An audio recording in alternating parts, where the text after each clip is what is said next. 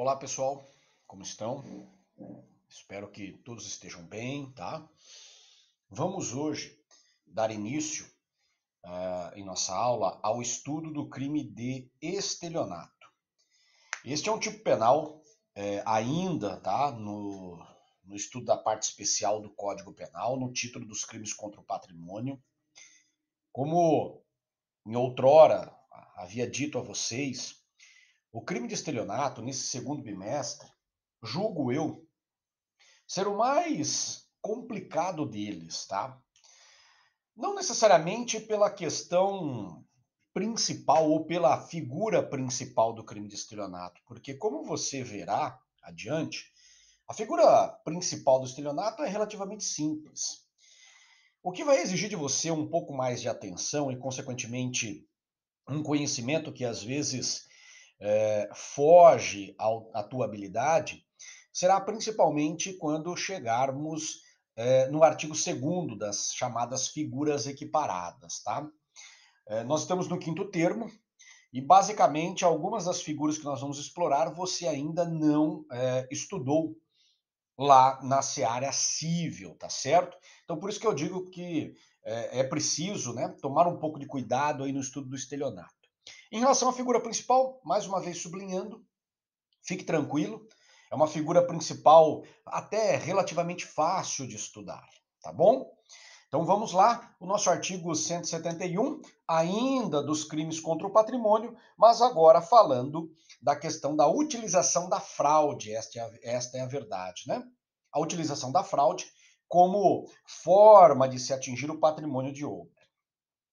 Noções introdutórias. Nós temos aí, pessoal, enquanto estrutura típica, tá? Um artigo 171 que, já me adianto, né, sofreu uma inclusão recentemente. Nós temos uma figura simples, prevista no caput do nosso artigo 171 do Código Penal, e se tudo der certo, estudaremos nessa aula de hoje. Nós temos uma figura privilegiada no parágrafo 1º, uma regra de figuras equiparadas no parágrafo 2º, e essa daqui, sublinho mais uma vez, é o ponto mais difícil, que vai exigir de você um pouco mais de atenção e de habilidade. Nós temos uma causa de aumento no parágrafo 3º, mais uma causa de aumento no parágrafo 4º e, derradeiramente dizendo, nós temos ali uma regra processual junto ao parágrafo 5º do nosso Código Penal, que trata da natureza da ação penal. Este parágrafo 5º, como nós veremos, trata, né, justamente da natureza da ação penal do crime de estelionato. É uma regra novíssima, veio com a lei, incluído pela Lei 13.964 de 2019, naquele que ficou conhecido como pacote anticrime do ex-ministro da Justiça, Sérgio Moro, tá certo? Maravilha? Seguindo aí, então, já de plano, vamos dar uma olhadinha aí no desenho típico da figura principal. Como nós temos desenhada a figura, né, a conduta do crime de estelionato segundo o artigo 171 do Código Penal. Então diz lá, obter para si ou para outrem vantagem ilícita em prejuízo alheio, induzindo ou mantendo alguém em erro, mediante artifício, ardil ou qualquer outro meio fraudulento. Pena reclusão de 1 a 5 anos e multa de 500 mil réis a 10 contos de réis. Antes da gente seguir, gostaria só de chamar a sua atenção para alguns pontos importantes que, né, daqui em diante nós teremos que ter habilidade. O primeiro deles é o binômio, tá, pessoal? Vantagem ilícita que você verifica no início da segunda linha aí, mais prejuízo alheio que você verifica ao final da segunda linha. Esta conjugação, tá? Vantagem ilícita versus prejuízo alheio é uma conjugação importantíssima para que possamos entender o crime do artigo 171. Esta é a verdade. O porquê que eu digo importantíssima? Principalmente na construção do bem jurídico protegido, do objeto material e também, por que não, né, da questão do núcleo do tipo, o entendimento partirá justamente do fato de você ter o entendimento, ter o conhecimento pleno do significado desta conjugação. Então, coloque na sua cabeça, tá? O estudo do estelionato, ele se fundamenta, ele parte da conjugação do binômio vantagem ilícita em prejuízo alheio. Logo mais, nós vamos entender aí o significado dessas duas expressões. Segundo ponto que eu queria destacar com vocês aí. Preceito secundário da norma penal. Pena reclusão de 1 a 5 anos. Essa pena mínima de 1 ano de reclusão permite aí classificarmos o estelionato como um crime de médio potencial ofensivo. Por quê? Diante do artigo 89 da Lei 9.099, nós temos aí um crime que admite, né, o sursi processual. Terceiro ponto que eu gostaria de destacar antes de seguir. Você, né, não está vendo errado, você não está percebendo errado. E este que vos fala também não errou. Se você dá uma verificada no seu código, ou até mesmo, né, no código online junto ao site do Planalto, você verificará que o preceito secundário ainda mantém, do artigo 171, ainda mantém a expressão 500 mil réis a 10 contos de réis, tá certo? É uma expressão que, né, vamos pontuar historicamente, que levava em consideração a moeda que circulava no país em dezembro de 1940, tá certo? Passamos por várias, né, modificações econômicas e, consequentemente, por várias moedas durante todo este período de 1940 até o nosso momento atual, tá certo? Mas a regra do artigo 171 não mudou. Então nós temos aí uma pena, se me permita, né, trocar em miúdos, mas nós temos uma pena aí de reclusão mais uma pena de multa, uma pena pecuniária, tá certo?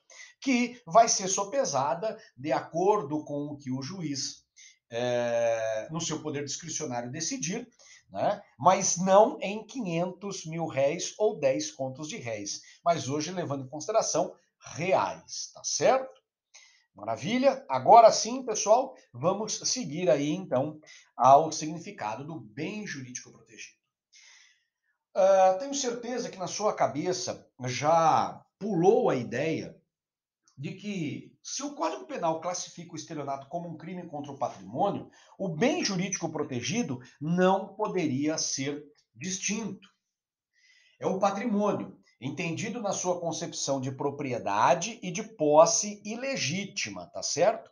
E esta concepção, esta ideia, ela é extraída justamente da conjugação do binômio vantagem ilícita em prejuízo alheio, tá certo? Então, olha aí o binômio aparecendo. Por que é um crime contra o patrimônio? Porque o nosso estelionatário, o objetivo dele é obter uma vantagem ilícita. Esse é o objetivo de desejo dele, é a vontade dele. Ele quer uma vantagem ilícita, uma vantagem que a lei não lhe garante.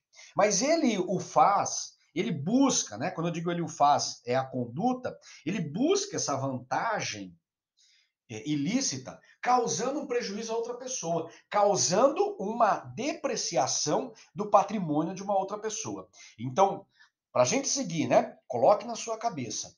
Ele aumenta o patrimônio dele, o estelionatário, de forma ilícita, não amparada em lei, mas ele causa uma depreciação desse patrimônio em face de uma outra pessoa. Aquilo que ele agregou ao seu patrimônio de forma ilícita, ele retirou do patrimônio de uma outra pessoa, tá certo?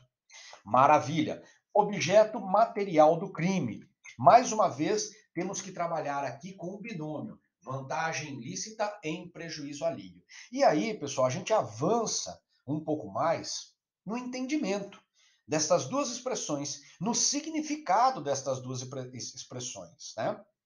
Recordando, nós iniciamos o entendimento dessas duas expressões quando tratamos agora mesmo, né, a respeito do bem jurídico protegido. Agora, quando a gente passa a encarar os objetos materiais do crime em estudo, nós também exploramos o significado dessa conjugação. Vantagem lícita. qualquer benefício. E olha, entre parênteses aí, que eu destaco a você, ó, não precisa ser material. Ou seja, nós podemos afirmar que, diferentemente daquilo que vimos no furto, no roubo, ou na própria apropriação indébita, neste caso do estelionato, nós não nos restringimos à coisa móvel. Tá? Aquela questão da coisa móvel alheia. Não precisa ser material, então eu posso, através do estelionato, obter uma vantagem ilícita e esta vantagem ser representada por um bem imaterial, como, por exemplo, quando você tem direitos autorais, tá certo? Direitos autorais são, por excelência, desculpa, bens imateriais. Se eu consigo obter para mim justamente esse direito autoral de forma ilícita, porque a lei não me garantia, causando um prejuízo a outra pessoa, porque ela perdeu esse direito autoral lá no seu patrimônio, eu pratiquei o estelionato, né? Mesmo que este bem não seja considerado material. A expressão vantagem ilícita, né, nos permite, enquanto intérpretes da lei, né, descrever e aceitar um bem imaterial, ilicitamente obtido pelo agente. E aí passamos para a segunda parte da conjugação, prejuízo alheio. Se a gente fala em prejuízo alheio, necessariamente nós pensamos em uma pessoa que acaba sendo lubridiada e, consequentemente, sofrendo um prejuízo em seu patrimônio. Como veremos também adiante, mas eu já quero pontuar, esta pessoa, que também é objeto material, ela pode ser tanto uma pessoa física quanto uma pessoa jurídica, tá certo? É importante aí que deixemos claro esta liberalidade, essa concepção mais abrangente, tá bom? Núcleo do tipo obter. Tá? É um relativamente simples, um núcleo simples de se entender, esta é a verdade, tá? O seu significado, alcançar, conseguir, né? É aquela ideia do cidadão que incorpora ao seu patrimônio, de forma ilícita, uma vantagem ilícita, né?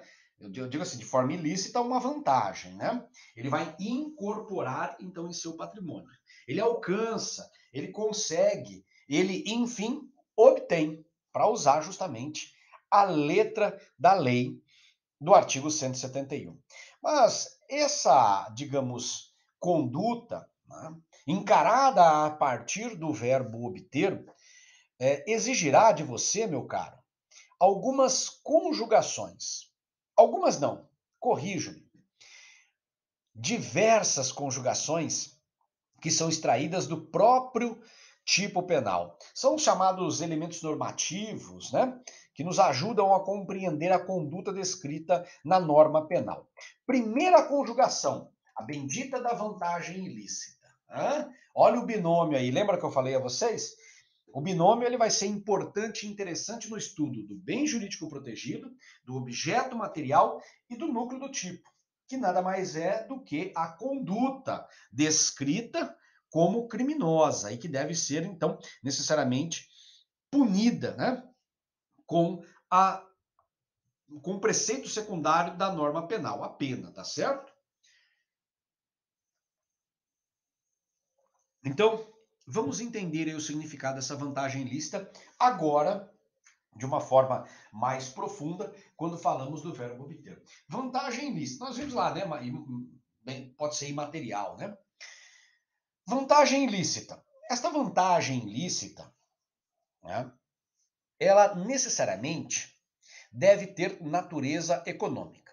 Ou seja, qualquer ganho ilicitamente obtido, mas que tenha que ter necessariamente uma natureza econômica, sopesada economicamente. E esta exigência, nobres combatentes, deve ser considerado levando, né, em conta que o estelionato é classificado pelo Código Penal como um crime contra o patrimônio.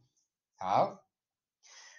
Exemplificadamente, imagine você que o cidadão, ele enganando uma outra pessoa, ele obtém uma vantagem ilícita de natureza sexual. Engana uma outra pessoa. e, consequentemente, obtém, então, uma vantagem ilícita, mas de natureza sexual. O crime praticado por ele será o do artigo 215, que é posse sexual mediante fraude ou doutrinariamente conhecido como estelionato sexual.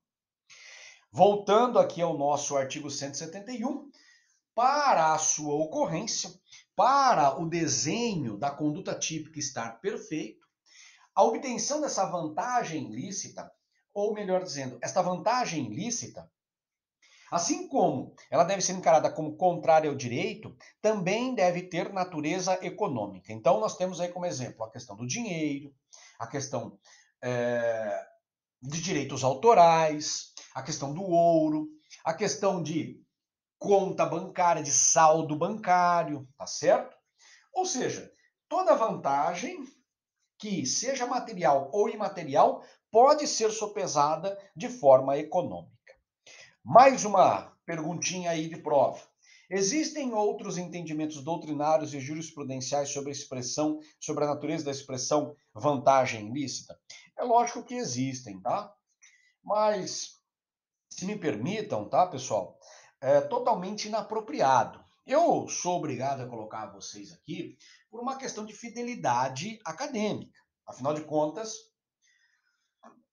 indico a vocês e gosto muito da doutrina do nosso mestre César Roberto Bittencourt. Então, necessariamente, se eu indico e gosto, eu tenho que trazer a vocês o posicionamento dele, que neste caso defende que a expressão vantagem ilícita não precisa ser necessariamente econômica, tá certo? Aqui, pessoal, só ponderando a minha discordância do mestre César Roberto Bittencourt, creio eu que ele se equivoca nesta colocação, porque ele se esquece que o estelionato, enquanto classificação pelo Código Penal, é um crime contra o patrimônio. Se nós tivéssemos o estelionato em outra classificação, eu até concordo com esta possibilidade. Mas a partir do momento que o Código Penal classifica esse estelionato como um crime contra o patrimônio, e não sou eu que estou dizendo, é o próprio código, eu não posso ignorar esta condição. Então, na minha singela opinião, e é a singela é a opinião, né, dos doutrinadores de uma forma majoritária, a expressão vantagem ilícita deve ser atrelada a toda aquela que, obtida contrariamente ao direito, possui natureza econômica, tá bom? Vamos seguir aí então. Agora sim, mais uma conjugação. A segunda parte do binômio, prejuízo alheio. Então, significa dizer de forma objetiva que se eu não tiver uma vítima, uma pessoa do outro lado da conduta criminosa, que tenha necessariamente experimentado um dano no seu patrimônio, experimentado uma perda no seu patrimônio, experimentado uma diminuição no seu patrimônio, eu não tenho o crime de estelionato. Se me permitam, antes de seguir, e eu já ponderando, vocês verão adiante alguns casos e algumas discussões. Nós vamos assim, isso adiante que eu digo não é necessariamente neste próximo slide, mas vários exemplos que nós vamos pontuar, que nós vamos trazer a vocês aí para poder contextualizar o crime de estelionato, onde o raciocínio para a resposta vai partir justamente desta colocação, ou deste entendimento do prejuízo alheio. Na vida prática, o entendimento do prejuízo alheio, ele até mesmo, né, assim, pondera a questão da distinção entre o crime de estelionato e aquele mero prejuízo que o cidadão experimenta diante dos seus negócios. É incrível, tá, pessoal? E aí estou falando na prática. É incrível como as pessoas, elas têm a tendência em criminalizar todo e qualquer prejuízo que ele experimentou. Essa é a verdade. E em algumas circunstâncias nós verificamos que, na verdade, não houve por parte do agente um dolo de obter um prejuízo alheio, né? Até mesmo para pontuar essa segunda conjugação. O que teve por parte dele, do suposto acusado, foi nada mais do que uma negociação que lhe foi benéfica. pacífica, mas não que necessariamente no seu íntimo, no seu âmbito, ele tivesse aí a gana de ilicitamente obter um prejuízo alheio, tá certo? Mas assim, eu estou introduzindo apenas o tema a vocês. Não se preocupem se, né? Aos poucos nós vamos construir esta ideia, tá certo? Como eu falei, não vai ser no próximo exemplo, não vai ser no próximo slide, mas nós vamos daqui em diante construir essa ideia, tá? Lembrando só um ponto, que a distinção entre um negócio mal feito e que consequentemente lhe causou prejuízo e a existência do crime de estelionato parte, né, o seu fundamento parte justamente desta questão do prejuízo alheio, tá bom? Então, esse prejuízo, o que é? Uma diminuição por parte da vítima no seu patrimônio. Questãozinha básica de prova. Ó. E a mera imoralidade para a configuração do crime de estelionato? Se me permitam contextualizar este slide, aqui, pessoal, perceba que nós estamos falando o quê? De uma depreciação moral. Imoralidade é quando você tem uma depreciação da moralidade, cai essa moralidade. E eu estou induzindo você a conjugar se a imoralidade ela pode ser entendido como, né? A imoralidade ela pode ser entendida como um prejuízo alheio, tá? Se a imoralidade decai, né, faz a moralidade decair, eu posso entender como um prejuízo alheio? E esta pergunta, pessoal, né, a resposta que nós encontramos de forma majoritária na doutrina é negativa. Por quê? Porque o que prevalece enquanto entendimento é justamente aquela ideia de que esta vantagem ilícita ela deve ter, né, necessariamente natureza patrimonial. Então, a partir do momento em que eu, né, entendo que essa vantagem ilícita ela tem uma natureza patrimonial, quando eu parto para o prejuízo alheio, esse prejuízo alheio também tem que representar, né, a questão do patrimônio da vítima e não da moralidade da vítima. Olha o exemplo aí que dou o braço a torcer, tá? Esse exemplo aí eu extraí ele do Vitor Eduardo Rios Gonçalves. Eu não concordo muito e eu vou explicar por quê, mas enfim, ele cita como exemplo, então, consequentemente, se eu indico a vocês o Vitor Eduardo, me sinto na obrigação acadêmica e na fidelidade acadêmica em trazer a você. Ele coloca assim como exemplo desta concepção que nós estudamos. A, fazendo-se passar por B, consegue ingressar num espetáculo sem pagar. Ocorre que B não participaria deste evento, logo não sofreu prejuízo com a conduta. Na visão do Vitor, este exemplo representa muito bem uma imoralidade. Por quê? Olha, o cidadão, fazendo-se passar por outro, ingressa no espetáculo.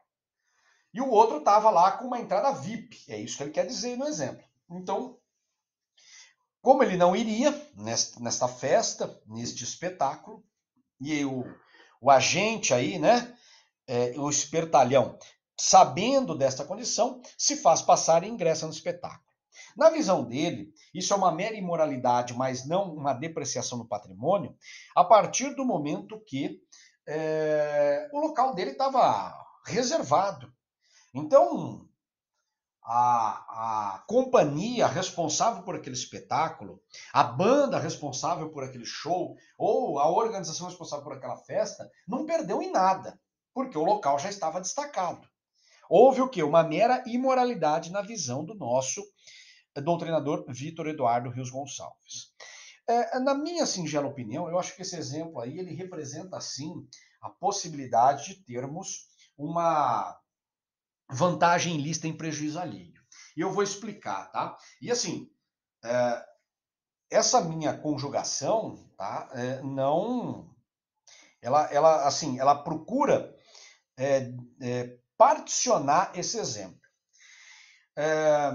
Explico o meu posicionamento. Imagine você se o espetáculo, né, não existia nenhum tipo de benefício alimentício, né, ou algum outro tipo de benefício, como por exemplo um sorteio durante a realização. Se não existia nada disso, e digamos a cadeira estava ali reservada, e não seria vendida em hipótese alguma para outra pessoa, o cidadão vindo ou não, eu concordo com o Vitor Eduardo Rios Gonçalves, nesse exemplo.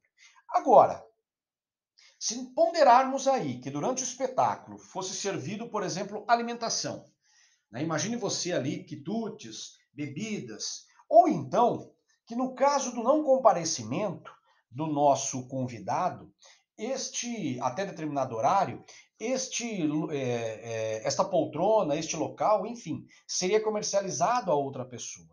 Nestes exemplos que eu citei agora, na minha singela opinião, creio que a conduta do nosso espertalhão aí poderia se amoldar perfeitamente no fato do estelionato. Afinal de contas, ele comeu e bebeu, então ele obteve uma vantagem ilícita de natureza econômica em prejuízo alheio, que é em pessoa jurídica responsável pelo espetáculo.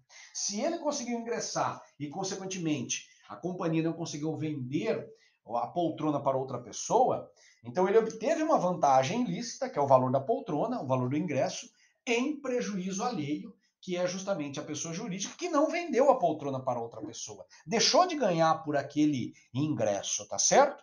Então, só gostaria de pontuar aí essas vertentes que nós podemos extrair aí desse exemplo do Vitor, e lembrando a vocês, né? O Vitor dá o exemplo dessa maneira que eu coloquei a vocês. É na minha concepção só que eu coloco essas anotações, tá bom?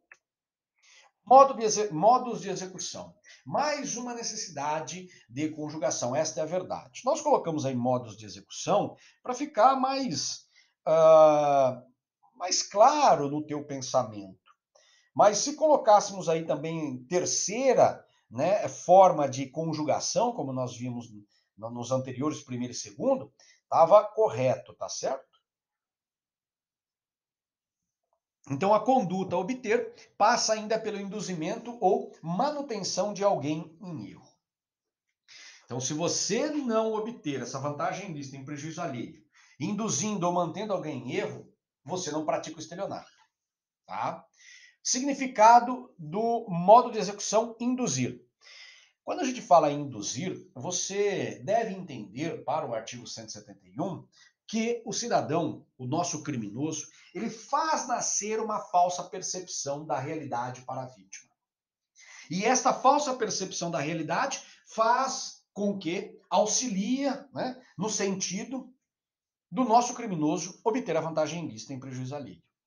Se a vítima não fosse induzida àquela falsa realidade, em momento algum ela permitiria que o nosso criminoso conseguisse a vantagem ilícita, tá? Então, o nosso criminoso, quando se fala na questão do modo de execução, induzimento, ele faz nascer a falsa realidade do qual lhe auxilia a obter a vantagem ilícita contra a vítima. Agora, nós temos mais um modo de execução, que é o manter. Neste caso do manter, pessoal, a vítima, por si só, ela se coloca na condição de erro, tá certo? Ela não foi levada pelo criminoso, mas ela foi sozinha à falsa percepção da realidade. Só que o nosso criminoso, verificando esta falsa realidade, do qual a vítima por si só se pôs, ele aproveita e mantém a nossa vítima nesta falsa realidade com o objetivo de obter, para si ou para outrem, vantagem ilícita em prejuízo alheio. Então percebam aí a grande distinção entre induzir e manter enquanto modos de execução. No induzir, o nosso criminoso faz nascer a falsa realidade. No manter, ele, digamos, prolonga o erro, a falsa realidade do qual a vítima, e só a vítima por si só, se pôs, tá certo? Ela se colocou naquela condição de erro. E o nosso criminoso espertalhão, este mau caráter, percebendo este erro, ao invés de alertar a vítima deste erro, aproveita-se para obter a vantagem ilícita, tá bom? Meios de execução, falamos dos modos, falamos dos meios. O modo seria uma terceira conjugação, os meios, uma quarta conjugação. coloco dessa forma só para pontuar vocês, para a gente modificar um pouco, né? Tirar você um pouquinho aí da zona de conforto e acordar. E aí, consequentemente, então você vai entender o que eu estou querendo dizer. Artifício, ardil, outro meio fraudulento. São os 3 meios de execução do crime de estelionato. Então, se me permitam, né? São justamente os meios de execução utilizados pela vítima. Né? Desculpa, utilizados pelo criminoso, olha eu. Né? Utilizados pelo criminoso para conseguir o induzimento. Utilizados pelo criminoso para manter a vítima no erro, tá certo? E nos basta aqui entender o significado de artifício, de ardil e de outro meio fraudulento. E esse significado, pessoal, é simples, tá? Artifício, o que significa? Bom, artifício, ardil, outro meio fraudulento, então significa dizer o quê? Que artifício e ardil são meios fraudulentos. Tá? Outro meio fraudulento é porque artifício e ardil são meios fraudulentos. Para o artigo 171, é assim que vale. Então, é um meio. O artifício é um meio fraudulento, mas um meio fraudulento caracterizado como o emprego de um artefato material. O emprego de um elemento material para a vítima construir a fraude, a falsa percepção da realidade. Então imagine você, no exemplo, né, que eu estou dando aí, o golpe do bilhete premiado. Para induzir ou manter, melhor induzir, né? Para induzir a nossa vítima ao erro, o que o criminoso faz? Ele se vale de um bilhete, suposto bilhete da loteria, que é aquele bilhete que foi sorteado, mas que ele não quer o prêmio. Né? Ainda tem gente que cai nisso. Mas enfim. Né? E ele não quer o prêmio, então ele vende este bilhete para o espertalhão. Só que, na verdade, o bilhete não foi contemplado em momento algum. Mas o bilhete, enquanto elemento material, porque você pega na mão, você olha, você pode até periciar, se você quiser rasgar na raiva, na hora que você caiu no crime de estelionato, ele é um objeto material. Então, este, digamos, meio fraudulento, que é o artifício, é considerado como a fraude material, ou, né, digamos assim, o meio material para perpetrar a fraude contra a nossa vítima. Uso de roupas, uso de uniformes, roupas, né? Na verdade são os uniformes, então o cara se veste lá de... eu já vi acontecer, tá? Se veste lá de mecânico, né? De uma grande concessionária. Então o cidadão chega ali na porta da concessionária para deixar o veículo para ser consertado, para sofrer manutenção, e ele, vendo o cara lá vestido com o uniforme da mecânica, ele entrega. Quando ele vai ver, na verdade o cara saiu com o carro dele a milhão, né? Assim, já está muito longe. Quando ele, né, ele imagina que o carro está lá sendo sofrendo manutenção, quando na verdade o carro já está há muito tempo, né, longe dali, quiçá sendo desmanchado, tá certo? Ardil. Ardil, pessoal, quanto meio fraudulento, é o oposto do artifício. Se o artifício é a fraude material, o ardil é a fraude moral. É aquela fraude onde nós encontramos pela lábia, se me permitam, né, essa expressão mais corriqueira. É a lábia apresentada pelo nosso criminoso. O cidadão ele tem uma boa conversa, ele consegue convencer a vítima sem usar elemento material nenhum, ou até conjugado com elemento material, né? Mas ele tem aquela lábia para poder ganhar a confiança da nossa vítima e, consequentemente, induzi-la ou mantê-la em erro, tá certo? Popularmente, se me permitam até aí a forma jocosa, mas popularmente, no meio, né, processual, na persecução penal, o estelionatário que é ardiloso, aquele estelionatário que se vale do meio de execução ardil para praticar o estelionato, ele é conhecido como Raul, né?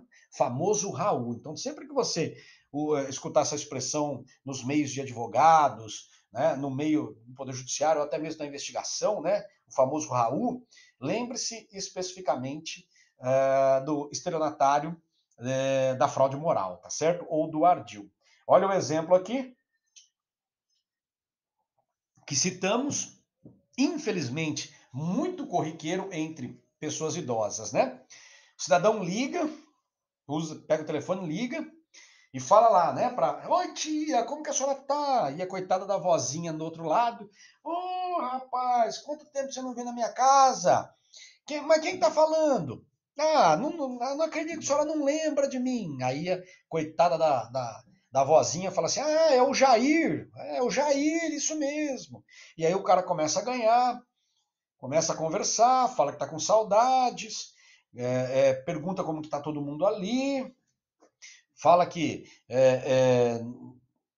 quando tirou férias, né, não pensou outra coisa a não ser ir na casa dela, passar uma tarde com ela, só que infelizmente no meio do caminho o carro quebrou e ele precisa ali que ela lhe ajude. Ele não está com dinheiro ali na hora e pedindo que ela deposite um valor numa conta do mecânico, suposto mecânico na verdade não existe, né? Deposite o dinheiro na conta do mecânico e que assim que ele chegar na casa dela, ele a recompensará. Ele vai passar no banco, saca o dinheiro e recompensa, né?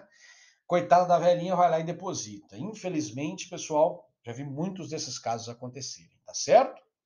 E por fim aí, outro meio fraudulento. É uma expressão genérica, uma expressão aberta, abrangente, tá? E que permite, se você for capaz, né, de reconhecer outra forma, outro meio fraudulento que não seja o artifício, que não seja o ardil. Uma questão interessante, pessoal, antes de seguir, que eu gostaria só de pontuar contigo, né? Toda vez, e essa é a verdade, toda vez que o nosso legislador se utiliza dessas expressões genéricas, é porque ele reconhece a incapacidade de prever todos os meios descritos na norma, ou que ele gostaria que estivesse descrito na norma, para a prática do crime. O recado que o nosso legislador dá é o seguinte: quais são os meios da prática do estelionato? Artifício, ardil, mas são os únicos? Aí o legislador fala assim: não sei. Pode ser que existam outros? Pode ser. Mas eu quero ser o mais abrangente possível. Então o que ele faz? Coloca ali outro meio fraudulento. Ele cita dois primeiros como exemplo. E depois ele vem com a expressão genérica, permitindo aí então que o nosso julgador, no seu poder discricionário, venha a conseguir, né, a punição. O exemplo aí, né, citado de forma quase unânime, né, como outro meio fraudulento, que não pode ser considerado nem ardil e nem artifício, pela doutrina aí, é a questão do silêncio, né? E inclusive foi citado lá pelo item 61 da exposição de motivos da parte especial do Código Penal, tá bom? Naquelas justificações da existência e construção do nosso Código Penal. Maravilha, né? O cidadão encosta, acha que é um cobrador, entrega o dinheiro para ele e ele percebendo, ele simplesmente se mantém inerte. Então, esse silêncio dele, ele recebe, põe no bolso, não fala nada, é justamente um silêncio que é encarado como um meio fraudulento e que, na visão da doutrina e do Código Penal, não pode nem ser considerado um meio de artifício e nem mesmo um meio ardil, tá bom?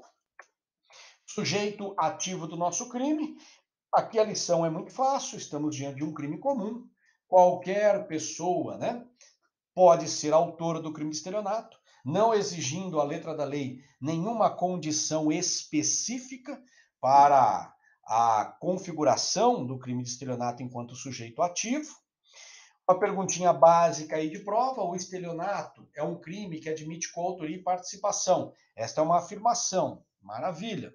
Mas e o terceiro, que não participa da execução e recebe o bem obtido fraudulentamente? Responderá pelo crime em estudo? A questão aqui, pessoal, que é muito comum, os estelionatários, quando obtêm a vantagem lícita, costumam o quê? Costumam vender, passar esses bens a interpostas pessoas, tá bom? Essa interposta pessoa, ela será um coautor do crime de estelionato? E a resposta, pessoal, na verdade é negativa. Tá? Eu coloquei aqui 3 situações, mas só para pontuar. Em verdade, o nosso terceiro ele irá responder pela receptação do artigo 180, que inclusive é o tipo penal na sequência. Isso se ele sabe da origem ilícita, significa dizer que ele sabe que aquele produto é um produto de estelionato. Se ele não souber, mas deveria saber, ele responde pela figura da receptação culposa. Deveria saber, por exemplo, pelo valor, sei lá embaixo, né? Então, de repente, você está lá na frente da tua casa, passa uma pessoa com características de usuário de droga e lhe oferece um celular pela metade do preço. Você pergunta para ele, ele fala assim, não, eu juro de pé junto a você que esse celular é meu, eu só não estou com a nota fiscal aqui, mas esse celular é meu e eu estou precisando de dinheiro para comprar comida em casa. Mentira, para comprar droga. Você vai e compra. Aí, né, é rastreado esse aparelho celular e você fala lá, olha, mas ele falou para mim que ele tinha nota, que depois ele ia me trazer. Aí você pergunta, mas qual que era a característica física desse cidadão? Ele estava bem sujo, com as mãos, com as pontas dos dedos todas queimadas. Você achava que ele era usuário de droga? Parecia. E você acha que as pessoas costumam vender, por exemplo, um celular novinho na caixa por metade do preço? Quem seria o louco de ir na loja, comprar e depois vender por metade do preço? Então você agiu no mínimo com culpa. Por isso que nós temos o artigo 180, parágrafo 3º. E por fim, se você não tinha como saber da origem, né, nem mesmo de forma culposa, ou seja, o cara te vendeu, estava bem vestido, você foi na loja, né, ou então né, na própria rua, mas o cara estava bem vestido, se apresentou como um vendedor e, consequentemente, o preço é um preço praticado no mercado para aquele bem, às vezes com um valor aí 10% abaixo só, aí o fato será atípico porque o direito penal não admite a responsabilidade penal objetiva. Lembrando a vocês aí que este princípio do direito penal, da responsabilidade penal objetiva vedada, é fundamentado justamente no elemento subjetivo, né? Só se admite a punição de alguém por um crime se ele agiu com dolo ou com culpa. A conduta ou ela é dolosa ou ela é culposa. Se não existir nenhum destes elementos na conduta, não há que se falar em punição, porque o direito penal não admite a responsabilidade penal objetiva, tá bom? Maravilha, sujeito passivo do nosso crime, não poderia ser diferente. Prejuízo alheio, alguém em erro, ou seja, eu quero que você, principalmente, né, fixe os olhos nessa expressão alguém. Qualquer pessoa, né? Qualquer pessoa que é enganada pela fraude. Lembram do objeto material, quando estudamos do prejuízo alheio, que nós falamos no patrimônio de uma outra pessoa?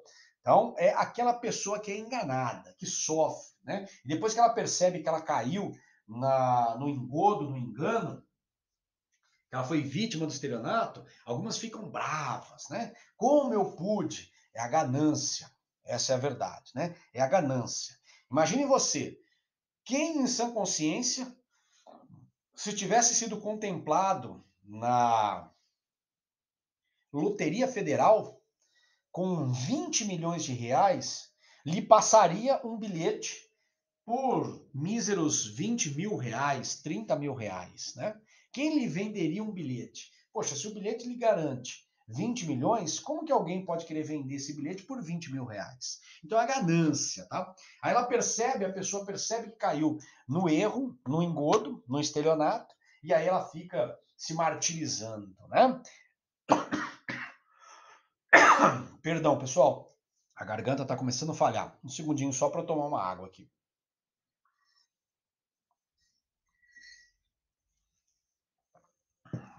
Essa questão, pessoal, né, da qualquer pessoa aí, inclusive a gente cita a vocês aí o habeas corpus, né, do Eros Grau, ministro Eros Grau, junto ao Supremo Tribunal Federal, tá bom? Bom, na sequência aí, passamos a uma perguntinha, a vítima precisa ser pessoa certa e determinada? Esta é uma resposta afirmativa, tá certo? Porque extraímos esta concepção junto com a doutrina justamente da expressão alguém contida lá no nosso desenho típico, na nossa figura simples. Então, se é alguém, é uma pessoa determinada. E aí você poderia me perguntar, professor, mas e se não houver vítima certa e determinada? Quer dizer que aquele cidadão que agiu com desprezo ao patrimônio alheio restará impune?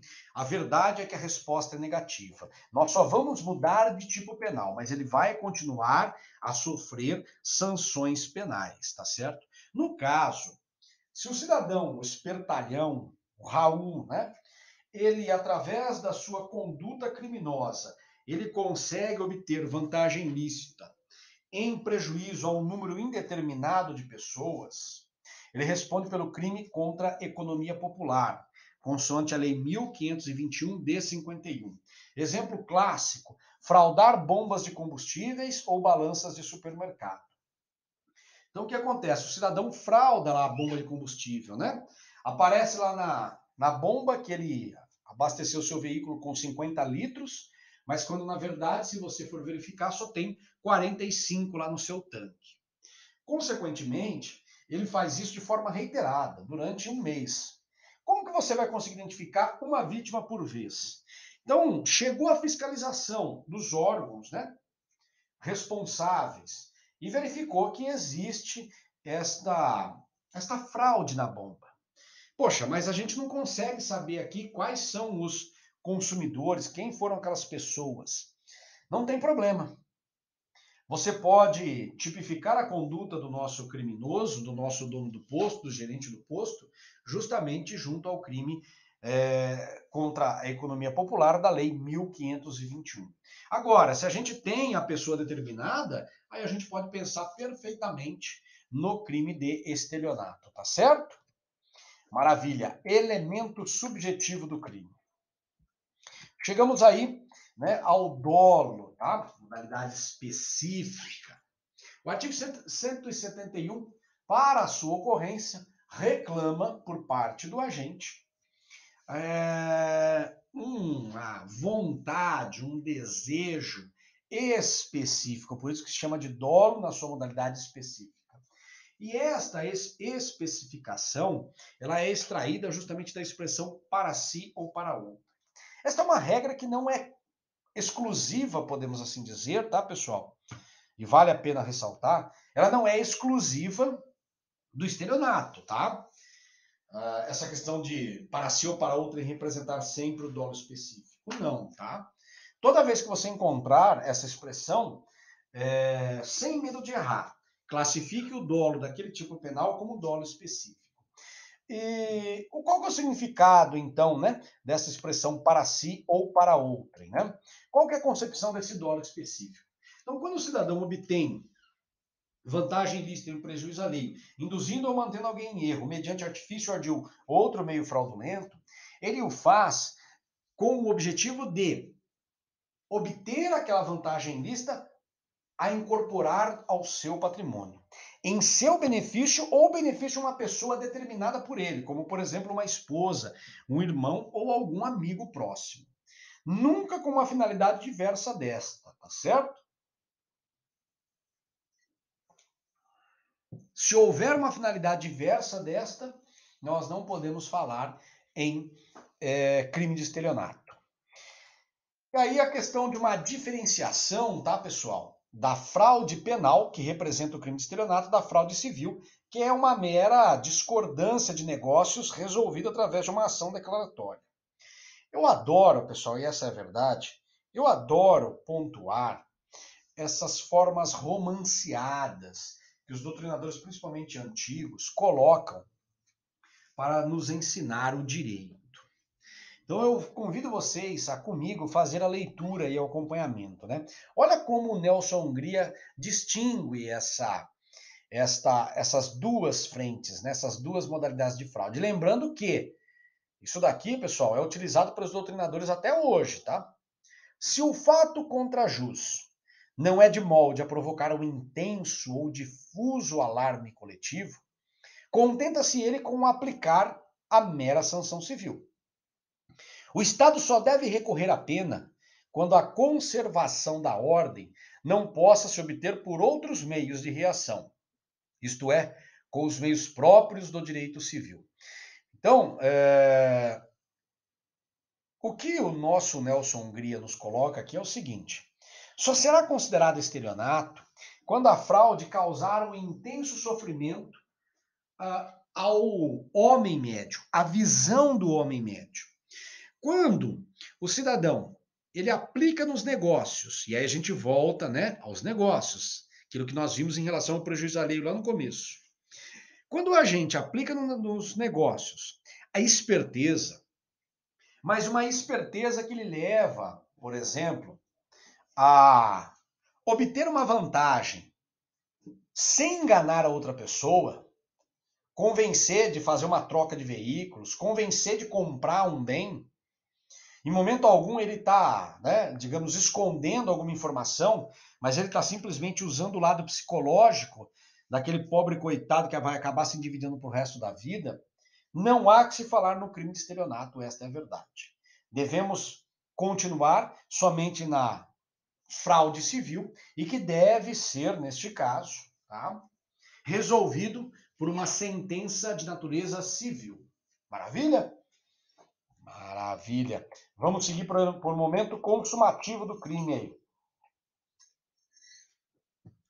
Não poderia ser diferente. Estamos diante de um crime material. Significa dizer o quê? A consumação do crime requer a conjugação da vantagem ilícita mais, como você está vendo aí, né, o prejuízo alheio. Se não existir esse binômio de uma forma completa, como sopesa o nosso ministro Paulo Medina, no HC 36.760 de 2005, lá do Rio de Janeiro, né?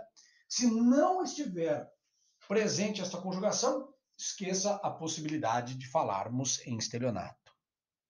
Então, o agente, mais uma vez, eu falei lá no início da aula para vocês, eu vou retomar aqui novamente. Para a consumação do nosso crime, o criminoso ele tem que acrescer ilicitamente o seu patrimônio, fazer crescer, e em contrapartida, nossa vítima tem que o quê? Decrescer no seu patrimônio, perder, experimentar um prejuízo no seu patrimônio. Se esse binômio não existir, não há que se falar em consumação. Se esse binômio existir, há que se falar em crime consumado. Né? Aí uma questão de específica, podemos assim dizer, né? Sendo o crime de estelionato perpetrado contra o INSS, quando começará a contar o prazo prescricional, tá? Aqui, pessoal, eu tomei a liberdade de trazer a vocês dois cenários, porque é uma causa de extinção da punibilidade, tá? Você estudou lá no terceiro termo do nosso curso, né? No terceiro termo lá, quando falou da dosimetria de pena e tudo mais. A extinção da punibilidade é a extinção da pena. Então nós temos que ponderar aí o seguinte. Primeiro cenário, tá? Quando um agente apresenta documentos falsos em favor de uma terceira pessoa para fraudar o INSS, o prazo prescricional em relação ao estelionato começará a correr a partir do recebimento da primeira parcela.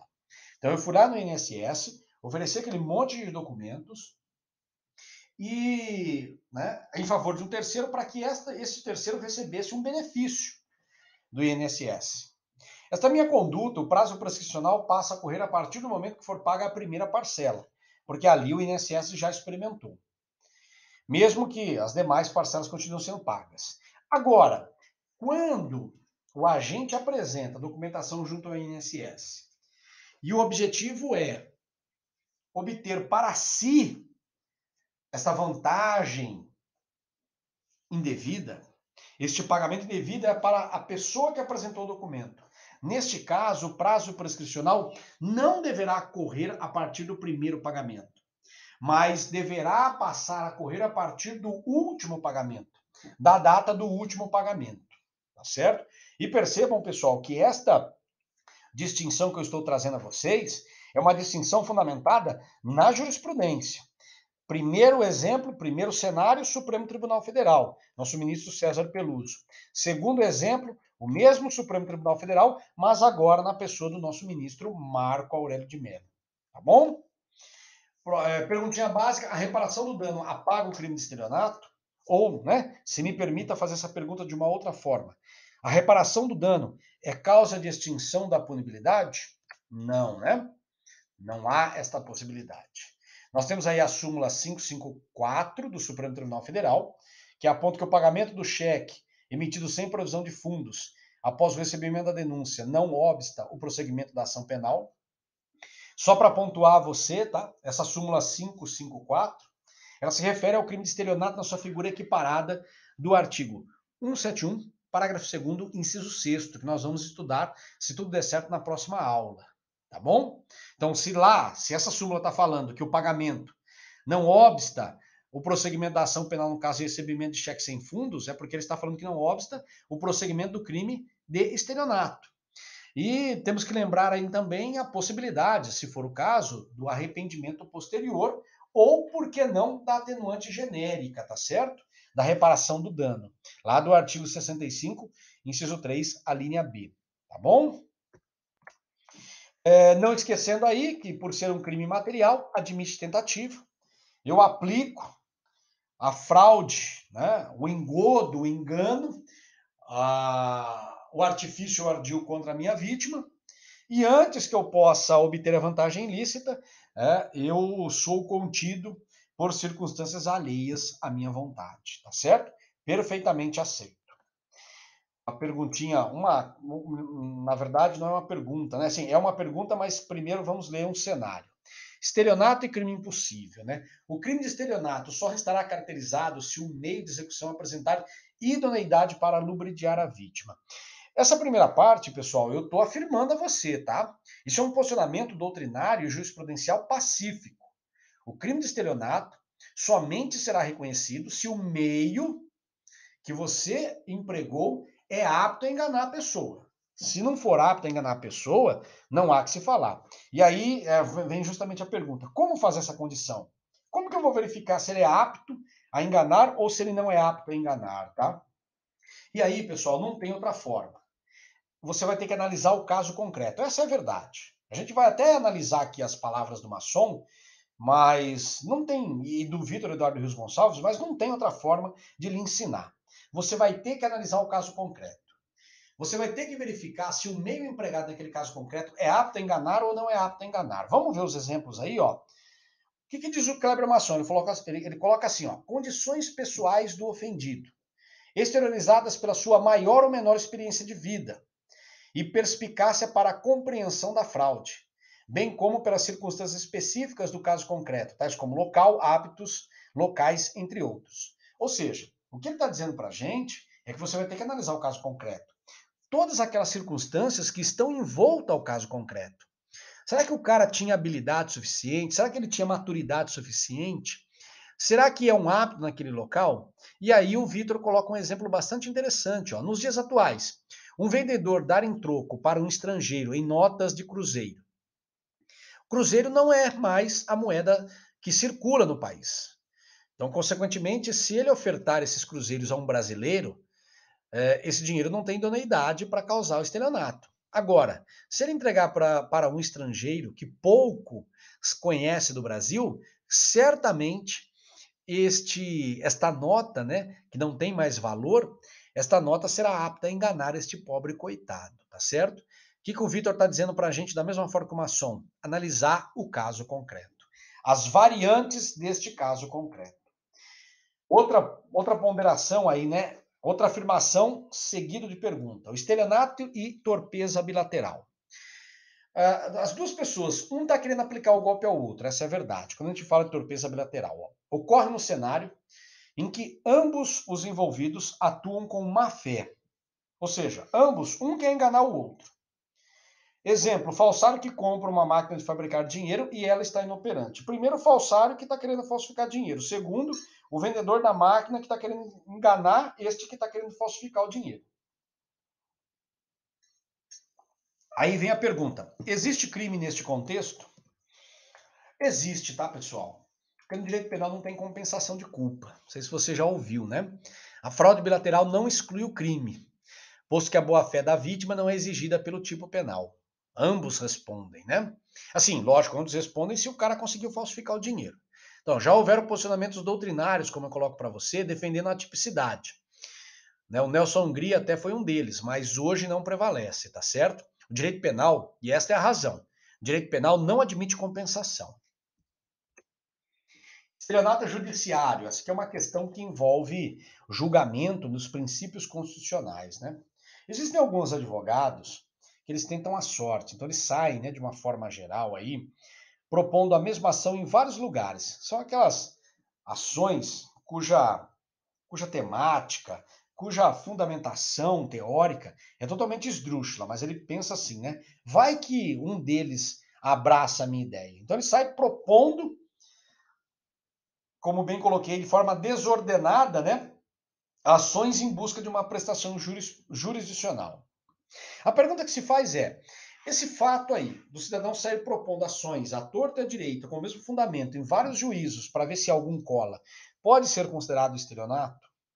E assim, pessoal, embora, tá, seja difícil de engolir essa situação, a nossa ministra Maria Tereza de Assis Moura, ela responde de forma negativa, ou seja, não há possibilidade de reconhecer o crime.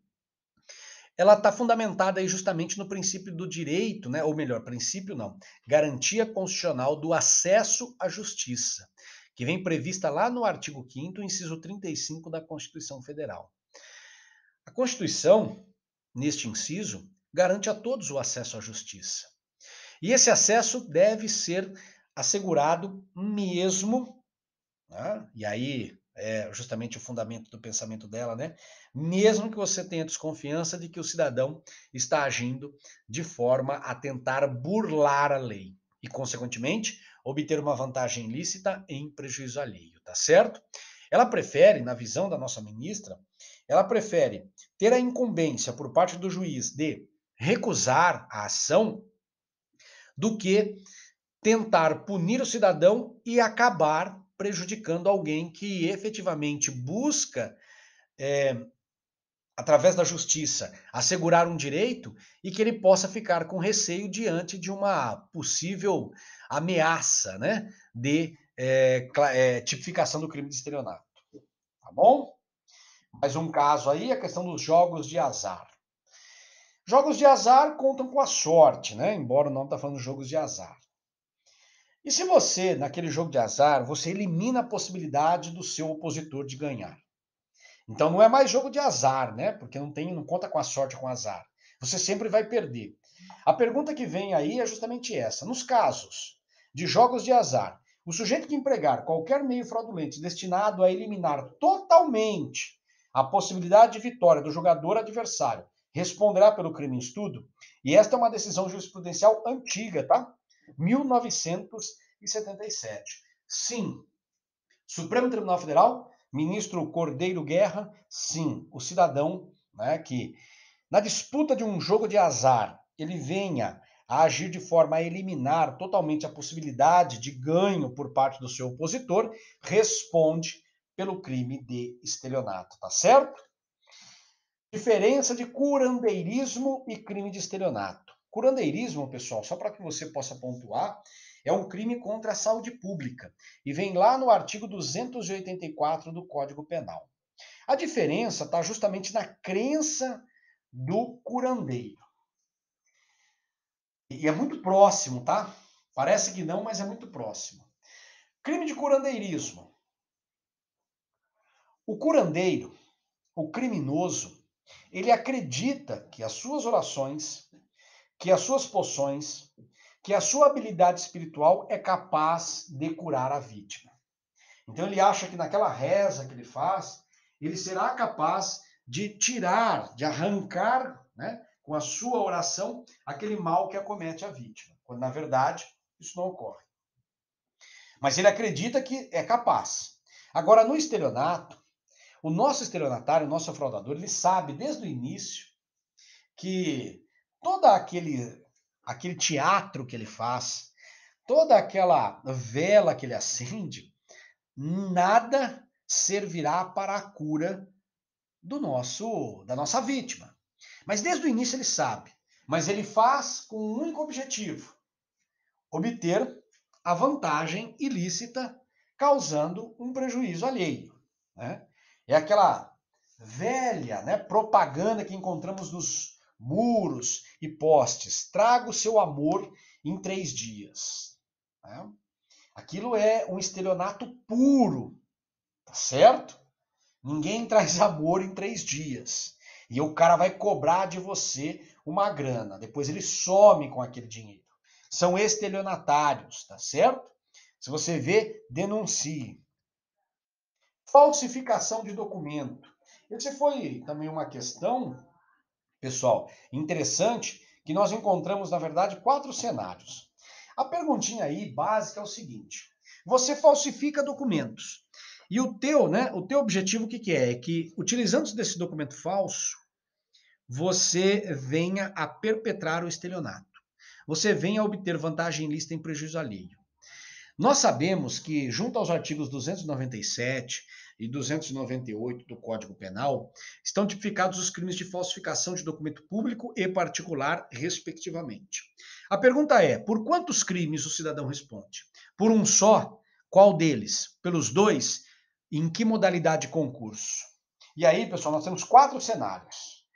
O primeiro cenário, que é defendido pelo Nelson Hungria, ele fala o seguinte: o nosso autor responderá somente pelo crime de falsificação. E o estelionato restará absorvido. Por quê? Porque o crime de falso ele é formal, ou seja, ele se consuma antes do estelionato. Então, se ele se consuma antes do estelionato, o estelionato tem que ser absorvido. É mero ato de exaurimento, tá? Na visão do nosso Nelson Hungria. Não é um posicionamento que prevalece. Segundo posicionamento, defendido pelo Ministério Público, eu tenho um concurso de crimes. Eu tenho 2 crimes. Por quê? Eu tenho o crime de falsificação de documento, mais o crime de estelionato. E o fundamento está justamente na questão dos bens jurídicos protegidos.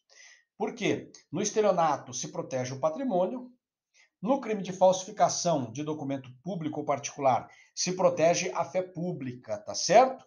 E outra questão aí também que é levada em consideração é a questão do momento consumativo, né?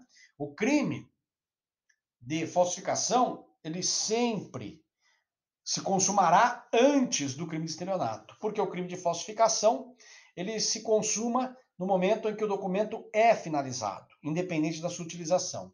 Já o crime de estelionato, ele é tipificado a partir do momento em que o nosso criminoso efetivamente obtém a vantagem ilícita em prejuízo alheio. Próximo posicionamento aí, posicionamento defendido pelo Supremo Tribunal Federal, nosso ministro Eros Grau, ao contrário do anterior aqui, fala no concurso formal. Basicamente, o Eros Grau defende que nós temos uma única, né, digamos assim, uma única conduta com 2 resultados. Nós temos o início da conduta com a falsificação do documento e o final da conduta com a obtenção da vantagem indevida.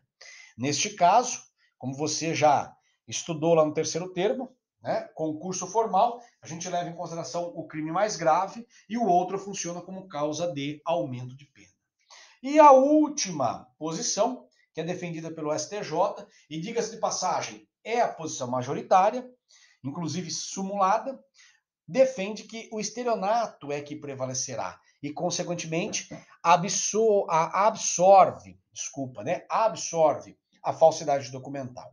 Olha o que diz a súmula. Ó. Quando o falso, o que é o falso aí? É o crime de falsidade. Se exaure no estelionato, ou seja, se você falsifica o documento para o fim específico de praticar o estelionato, sem mais potencialidade lesiva, é por este absorvido.